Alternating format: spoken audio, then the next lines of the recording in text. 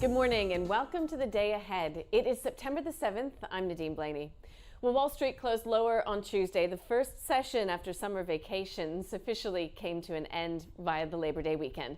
All major indices were down. Now, the steepest of the falls was the Russell 2000, which fell almost 1%. The VIX Volatility Index rose 3.5%. Rate-sensitive shares of Amazon and Microsoft fell about 1% as Treasury yields hit highs not seen since June. Apple will launch a new range of iPhones next Wednesday. It lost about 0.8%. Now, SPY futures are pointing to a bit of a soft start here in Australia following that lead coming from Wall Street. And it all comes as the US dollar continues the path of least resistance, which is higher, after the US services report pointed to strength in the economy.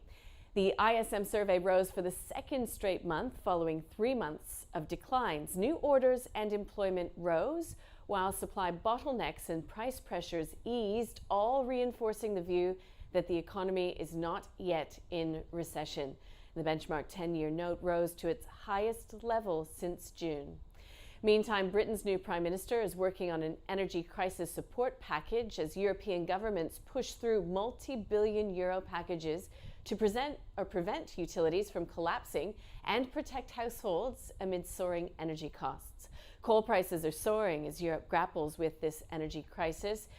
Meantime, oil prices fell, reversing a two-day rally on OPEC Plus's first output outage cut since 2020. Now, the focus will be on Fed Chair Jerome Powell's speech on Thursday, as well as U.S. consumer price data next week for clues on the path of monetary policy. Australian second quarter GDP data is released today. NAB expects a moderate 0.7% GDP print for that quarter, driven by household consumption and a rebound in net exports. That would bring GDP to around 5% higher than pre-pandemic levels, but the bank is expecting below-trend growth of 1.75% in the next 2 years.